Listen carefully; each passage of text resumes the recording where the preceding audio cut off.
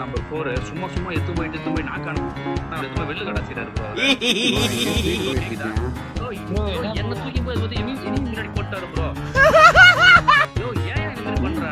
நான் ஈஸியா ரிவைவ் பண்ணலாம் ப்ரோ. எனிமி முன்னாடி வேம்டே போடுறான் ப்ரோ. அந்தால தூக்கி போயிட்டு இருக்கான் பாரு ப்ரோ. நீ வா ப்ரோ என்கிட்ட வா ப்ரோ. கருப்பு பேசுறான் ப்ரோ.